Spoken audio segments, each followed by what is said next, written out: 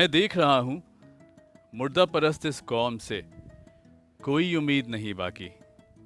جناح اب تیرے لوگوں کی بہت خستہ سی حالت ہے. وہ سب باتیں جو تو نے کی اب بس دل میں زندہ ہیں, زباں تک لا نہیں سکتا. بہت مشکل میں رہتا ہوں. جناح اب تیرے لوگوں کی بہت خستہ سی حالت ہے. تیرے سب شہر جلا ڈالے, تیرے سب خواب مٹا ڈالے. تیرے ان غافل لوگوں نے تیرے ہی بچے مار ڈالے. جناح اب تیرے لوگوں کی بہت خستہ سی حالت ہے. تیرا یہ ملک اب ہے مقتل, تیرے ہی بندے ہیں قاتل. مقتول بھی انہی میں سے, یہ سب جاہل, یہ سب غافل. جناح اب تیرے لوگوں کی بہت خستہ سی حالت ہے. مجھے بس اتنا کہنا ہے, جناح اس قوم کو اور مجھ کو پھر سے تیری ضرورت ہے. السلام علیکم ناظرین, مجھے حمیر انور کہتے ہیں اور میرے ساتھ ہیں مہر, اور آپ سبھی کو اس سلسلے سے جڑی بہت ساری مبارکباد. بالکل جی. اور آج جس موضوع پہ ہم بات کریں گے, ہمارے ساتھ دو بہت معزز شخصیات موجود ہیں. مہر, آپ ان کا بالکل, اور ان کا تعارف کسی کسی تعارف کے محتاج نہیں ہے. اپنے آپ میں ایک مکمل شخصیت رکھتے ہیں. ڈاکٹر محمد علی شیخ صاحب, thank you so much for your coming sir. SMIU کو ہیڈ کر چکے ہیں, ساتھ میں ہی ان کے تشریف رکھتی ہیں. بہت خوبصورت آواز ہے. ابھی جب ہم پروگرام شروع کر رہے تھے تو میں نے سنی, اچھی گریسفل پرسنالٹی رکھتی ہیں. امرین حسیب انور صاحبہ ہیں, بہت اچھی شاعرہ ہیں, اور آپ سے بھی بہت ساری مزے کی باتیں ہوں گی. لیکن کیونکہ یہ سلسلہ ہے جشن آزادی کا, اور جہاں پر آزادی کی بات کی جاتی ہے وہاں پر ہم قائد اعظم محمد علی جناح کو نہیں بھول سکتے. آج جو ہم سکھ کا سانس لے رہے ہیں, اس پرفضا مقام پر اتنے سکون سے بیٹھے ہوئے ہیں, تو یہ کن کی بدولت ہے؟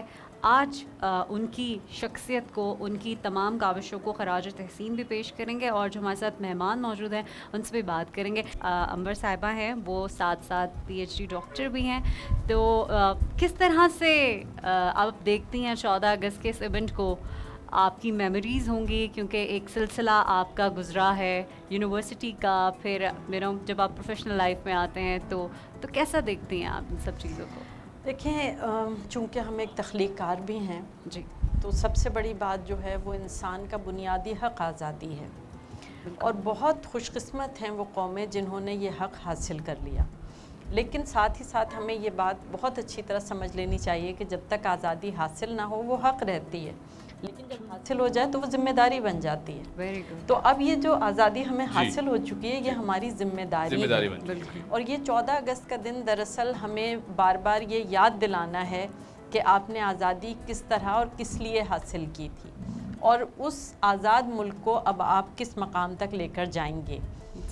سیدھی سی بات ہے کہ ہمارے جو بزرگ تھے, قائد اعظم محمد علی جناح کی رہنمائی میں انہوں نے ملک حاصل کر لیا. اب اس کے آگے کا کام ہم لوگوں کا ہے.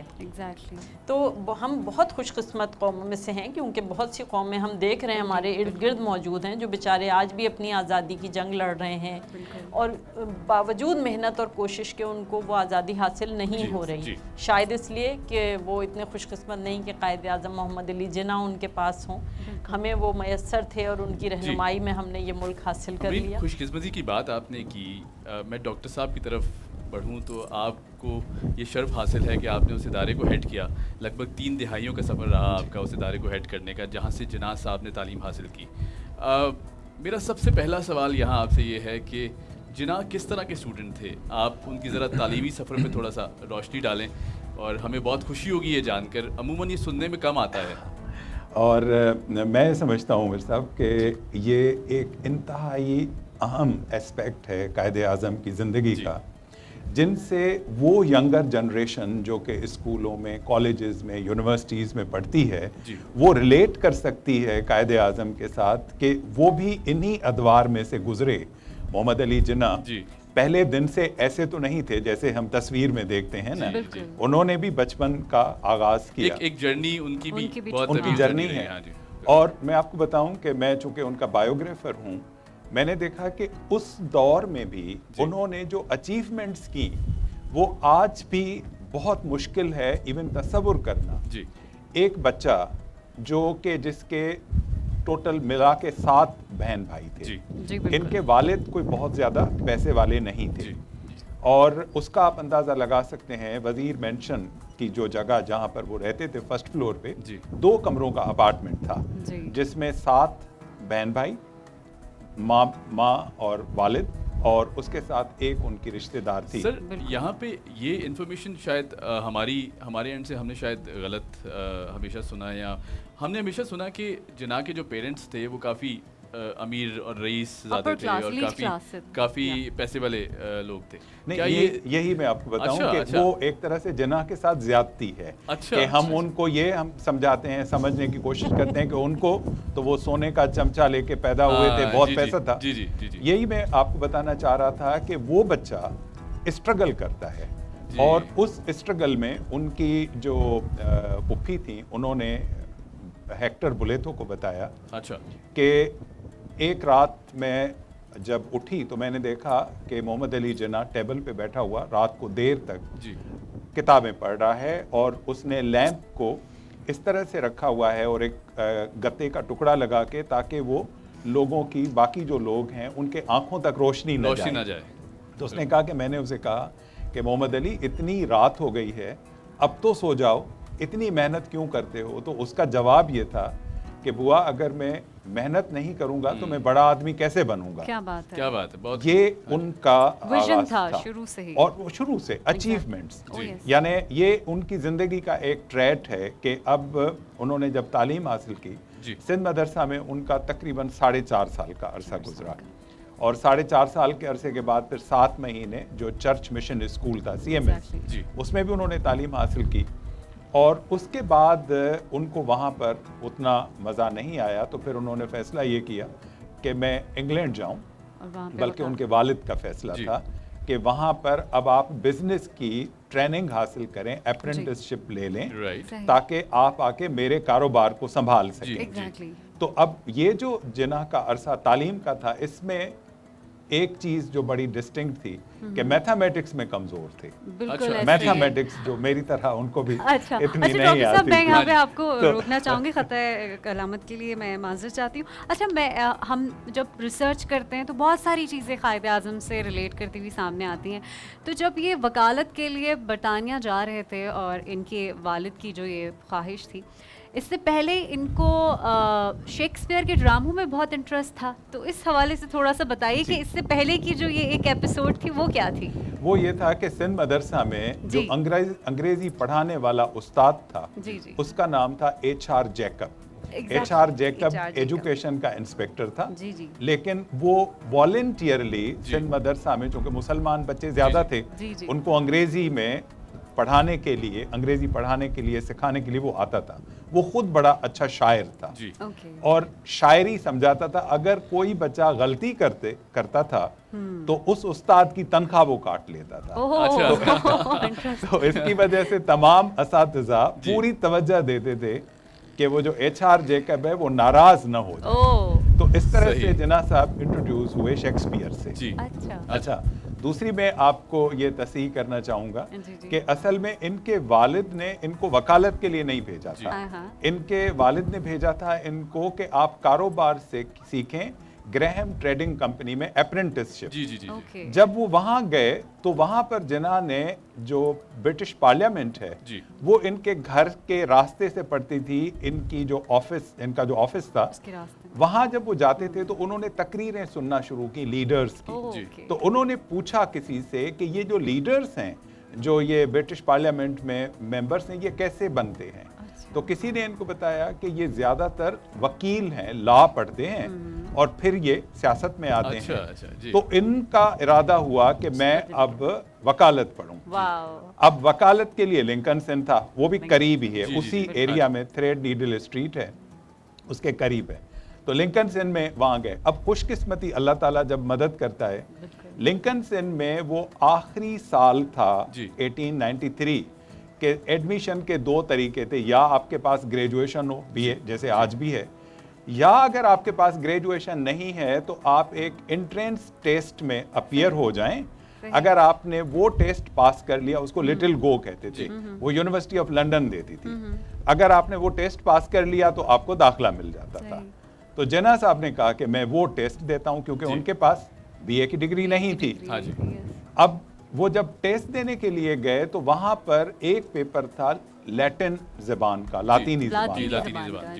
جناح صاحب کو لاطینی زبان نہیں آتی تھی. انہوں نے پھر وہ درخواست لکھی جو میرے پاس موجود ہے, اور میں نے اپنے کتاب میں بھی وہ ریپروڈیوس کی ہے, ان کی ہینڈ ریٹن, جس میں انگریزی تو ان کی بڑی اچھی تھی, ظاہر ہے یہاں سے پڑھ کے گئے تھے. تو انہوں نے وہ درخواست لکھی ہے کہ مجھے لاطینی زبان نہیں آتی ہے, اس لیے مجھے اس پیپر سے ایگزیمشن دیا جائے. اچھا, حیرت کی بات یہ ہے کہ ان کو ایگزیمشن مل گیا.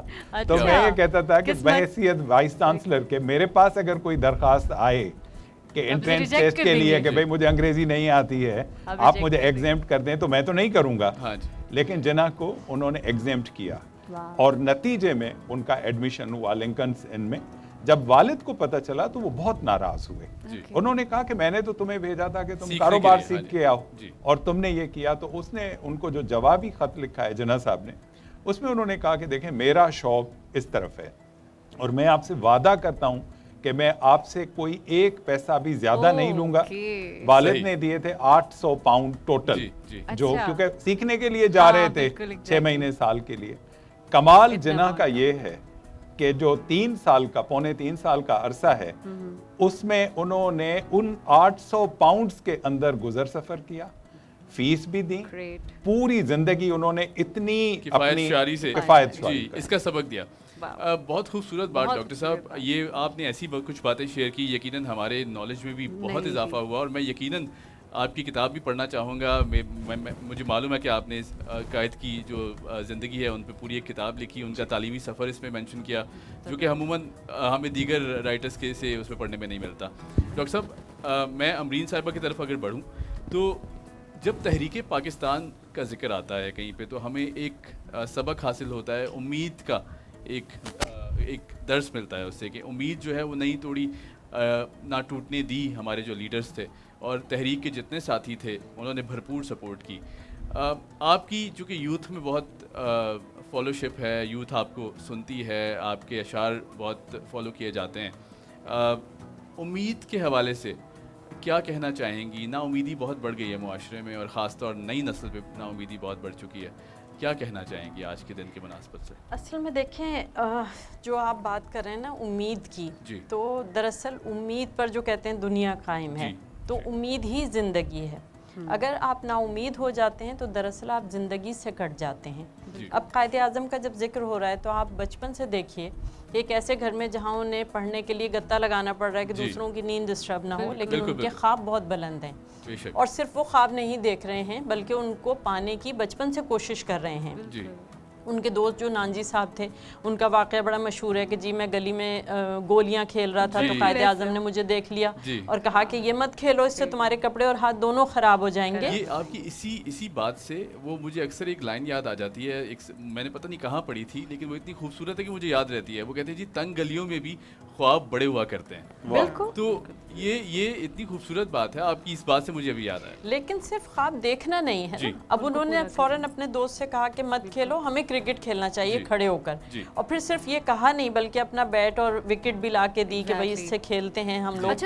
اور ان کے یہ الفاظ ہیں کہ ہم قائد اعظم کی رہنمائی میں گندی گلیوں سے نکل کر کھلے میدان میں آ گئے. تو دراصل ہم پاکستانی قوم کے ساتھ انہوں نے یہی کیا ہے کہ ہم جو غلامی کی ایک دلدل میں پھنسے ہوئے تھے اور ایک گندی گلیوں میں موجود تھے, انہوں نے اپنی رہنمائی میں ہم سب کو ان گلیوں سے نکالا اور اس کھلے میدان پاکستان میں لے آئے.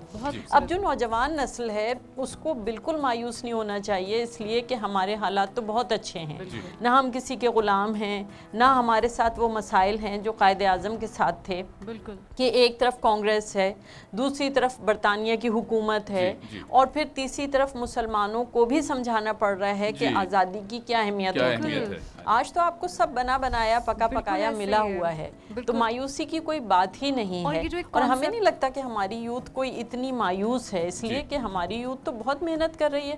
ہم یونیورسٹی میں دیکھتے ہیں کہ بچے، اب کرونا پھیلا ہوا ہے، سب کچھ ہے، لیکن وہ آن لائن کلاسز لے رہے ہیں، وہ نوٹس بنانے کے لیے اتنے ہی ولنگ ہیں، تو ہمیں تو لگتا ہے کہ ہماری نوجوان نسل جو ہے وہ کوئی ایسی مایوس نہیں ہے، ٹھیک اس ہے۔ کو آپ ذرا موقع دیجئے تو پھر آپ دیکھیں ذرا کہ نم پوری ہو تو دنیا یہ میں ان کا مٹی نام بڑی نظر لگی آتا ہے ہے، ہم بے لوگوں شک کو۔ بے شک۔ بالکل۔ اچھا شیخ صاحب، میں آپ بہت خوبصورت بات کر رہے تھے، کچھ ایسی باتیں آپ کر گئے جو واقعی میں ہمیں نہیں معلوم تھی، اینڈ تھینک یو سو مچ، آپ نے نالج میں اضافہ کیا۔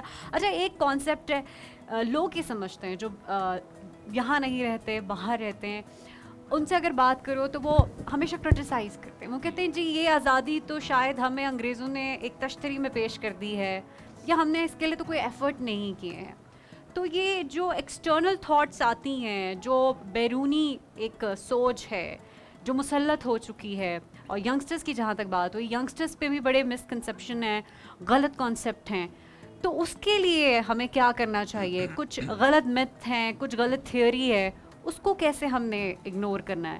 دیکھیں، اصل بات یہی ہے کہ بہت سارے لوگ تو قدر بھی کرتے ہیں جی اس ملک کی، اور کچھ یقیناً شکایتیں بھی کرتے ہیں، وہ شکوے شکایتیں، لیکن میں سمجھتا ہوں کہ ہمیشہ اس کا جو جواب ہوتا ہے، اگر آپ پریکٹیکل دیں، بالکل، یعنی جیسے وہ کہتے ہیں کہ actions speak louder than words. ہاں جی۔ اچھا، اب ایکشنز ہماری اسٹیٹ کو لینے ہیں، ہمارا جو ملک ہے، جو پاکستان کی پوری سمجھیں کہ ایک اسٹیٹ ہے، ریاست ہے، اس کو لینے ہیں۔ مثلا نوجوانوں کو شکایات کیا ہیں؟ ابھی میرا زیادہ تر واسطہ نوجوانوں سے ہی ظاہر ہے کہ بحیثیت ایک تعلیم استاد کے، ان کی شکایات کیا ہیں؟ اور وہ یہ سمجھتے ہیں کہ ہمیں اپنا حق نہیں ملتا، سفارش ہے، جس کی وجہ سے اگر ہم بہتر بھی پرفارم کر رہے ہوتے ہیں، نوکریوں کی بات آئے گی، کوئی اور ایڈوانٹیجز ہوں گی، تو ان کو زیادہ ترجیح ملے گی جن کی کوئی کہیں سنی جان پہچان ہے۔ اس میں کچھ حقیقت بھی ہے، ایسے ہی وہی میں کہہ رہا ہوں۔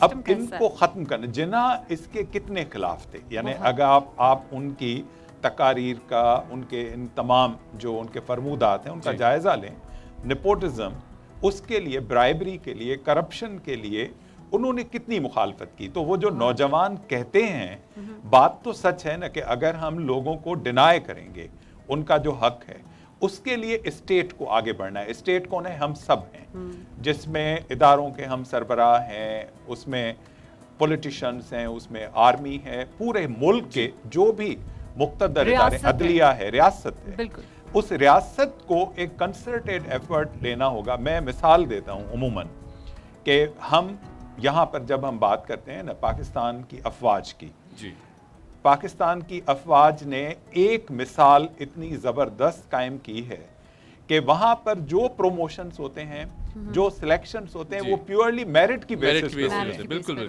جنرل کا بیٹا ضروری نہیں ہے کہ جنرل بنے، یعنی یہاں پر یہ اس طرح کے جو ماڈلز ہیں، اگر ہم ان کو کسی طرح سے ڈپلیکیٹ کر سکیں اور ان کو ہم اپنے باقی اداروں میں اسی طرح سے ان کو رائج کر سکیں، وہ شکایت دور ہوگی۔ ڈاکٹر صاحب، یہ آپ کی یہی بات، میں نے یہ بھی دیکھا کہ ایک سپاہی کو ایک کمیشنڈ آفیسر سلیوٹ کرتے ہوئے دکھائی دیے، اور تھوڑی ہی دیر کے بعد انہوں نے وہ بابا جان کہہ کے بلایا، تو یہ بڑی ایک عجیب سی ایک خوبصورت بات نکلی۔ تو میں نے پوچھا کہ یہ کیا ماجرا ہے، تو انہوں نے کہا میرے والد صاحب ہیں، یہ نان کمیشنڈ آفیسر تھے، اور میں نے پڑھا لکھا اور پھر میں کمیشن حاصل کیا، لیکن میں ہوں تو ان سے سپیریئر رینک میں، لیکن ہیں یہ میرے والد صاحب آن ڈیوٹی۔ تو یہ اتنا خوبصورت ایک سلیکشن کا پروسیجر آپ نے جو ذکر کیا۔ اچھا، لیکن جہاں پر خوبصورت سلیکشن بہت ساری جگہوں پر ہے، وہاں پہ ڈاکٹر صاحب شاید میری بات سے اتفاق کر لیں۔ قیام پاکستان سے لے کر قیام پاکستان کے بعد کی جو سیاست رہی ہے، اس وقت کے جو خاندان تھے، وہ ہم ابھی بھی دیکھتے ہیں کہ کسی نہ کسی طور پر وہ ابھی بھی حکومت میں ہیں، ریاست میں ایک پاور میں ہیں۔ جو غریب ہے وہ غریب تر ہوتا جا رہا ہے، اور جو امیر ہے وہ امیر تک ہوتا جا رہا ہے۔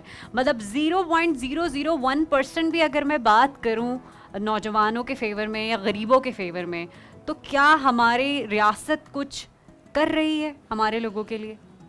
دیکھیں، ایوولوشن کے مراحل ہوتے ہیں، یعنی انسان جو انسانی سوسائٹی ہے وہ ایوالو ہوتی ہے, اپنی غلطیوں سے سیکھتی ہے, بالکل آگے سیکھتی بڑھتے ہیں. اس میں کوئی شک نہیں کہ ہمارے ہاں بہت زیادہ امپروومنٹ کی ضرورت ہے, جی لیکن میں یہ سمجھتا ہوں کہ وقت کے ساتھ ہم نے کافی چیزیں امپروو کی ہیں. یعنی ایک زمانے میں جو خواب تھے, یہ جو برائبری ہے یا نیپوٹزم ہے, جی یہ آج اتنا نہیں ہے جتنا کل تھا. وقت کے ساتھ جیسے جیسے میڈیا بڑھا, ایون سوشل میڈیا, ہمارے ہاں بات ہوتی ہے نا, لوگ کہتے ہیں کہ جی سوشل میڈیا کی وجہ سے یہ بہت زیادہ چیزیں ہائی لائٹ ہونا شروع ہو گئی ہیں, غلط وہاں پر باتیں ہوتی ہیں. میں ان سے کہتا ہوں دیکھیں, انہوں نے ایک پلیٹ فارم بھی تو دیا ہے نا اسی نوجوان کو جو ڈپرائیوڈ تھے. ظاہر ہے کہ نہ کوئی اخبار ان کی بات چھاپ سکتا تھا, نہ ٹی وی چینل کوئی دے سکتا تھا. ابھی تو آپ پہ ڈیپینڈ کرتا ہے نا کہ آپ اس ٹیکنالوجی کا کیسے یوز اب آپ ٹیکنالوجی کا یوز کس طرح سے کرتے ہیں, لیکن آپ کو ایک وائس ملی. اب اس لیے کوئی آدمی جو ہیریسر ہوتا ہے, جو کسی خاتون کو ہیریس کرتا ہے, اس کو پتا ہے کہ میرے والد اگر کتنے بھی بڑے آدمی کیوں نہ ہوں, لیکن سوشل میڈیا پہ جو آگ بھڑک اٹھے گی میرے اس قدم سے, اس کو مجھے فیس کرنا ہوگا. لیکن یہاں پہ ایک وہی والی بات کہ اگرچہ وہ ہراس کرنے والا بچہ جس کو بھی ہراس کر رہا ہے اور اس کا باپ اگر واقعی میں کوئی وڈیرا ہے یا کوئی بہت بڑی پرسنالٹی ہے, تو وہ پھر بھی بچ کے کہیں نہ کہیں سے نکل جائے گا. وہ کہتے ہیں نا, وہ ایک ایگزامپل ہے, مجھے صحیح سے یاد نہیں ہے, وہ مکڑی جو جالا ہے وہ اس میں چھوٹے ہی لوگ پھنس جاتے ہیں, بڑے لوگ نکل جاتے ہیں. مشکل ہو گیا ہے سوشل اور میڈیا کی دوسرا آنے کے بعد. میں صاحب جو اصل بات ہے نا, اگر وہ بچ بھی گیا تو بدنام بہت ہو چکا ہوتا ہے نا. عوام پہ جو پریشر ہے, نام نہ ہوں گے تو کیا نام نہ وہ ہوگا. ہر ایک آدمی ظاہر ہے ان کے والد باقی سارے لوگ, مطلب ان کا ابھی بھی جیسے ریسنٹ واقعات ہوئے, آپ نے دیکھا کہ اگر کسی نے جرم کیا تو وہ جو سوشل پریشر تھا وہ اتنا ہے کہ اگر وہ کوئی چاہے بھی صحیح ان کی مدد کرنا تو بھی اس کے لیے مشکل ہو جاتا ہے. تو قائد اعظم کے جو آئیڈیلز تھے, میں سمجھتا ہوں وہ ہم ابھی تک اچیو نہیں کر پائے. ویسے ہی ہے جیسے گلاس, اگر ہم دیکھیں کہ آدھا گلاس بھرا ہوا ہے, آدھا خالی ہے, دونوں پہلو ہیں. کچھ چیزیں آج بھی مجھے بڑا فخر ہوتا ہے, اگر 1947 کا پاکستان, میں ہسٹری کا اسٹوڈنٹ ہوں, اگر اس کو میں دیکھتا ہوں اور آج کے پاکستان کو دیکھتا ہوں تو مجھے بڑی خوشی کا احساس ہوتا ہے کہ یونیورسٹیاں پورے پاکستان میں اس وقت 2 تھیں, ایک پنجاب یونیورسٹی اور ایک سندھ یونیورسٹی, جو 4 مہینے پہلے بنی تھی اپریل 47 میں. آج 200 سے زیادہ یونیورسٹی ہیں ماشاءاللہ. ڈاکٹر صاحب آپ کی بات جو ہے یہیں سے کنٹینیو کریں گے, ہمیں ایک چھوٹے بریک کی طرف بڑھنا ہے. بریک سے واپس آئیں گے تو ڈاکٹر صاحب سے بھی بات کریں گے, امرین صاحبہ کی بھی کامنٹس لیں گے. یہاں لیتے ہیں ایک چھوٹی سی بریک, اور بریک کے بعد آئیں گے تو اس مزیدار سی گفتگو کو مزید آگے بڑھائیں گے. Keep watching talent news. Stay with us.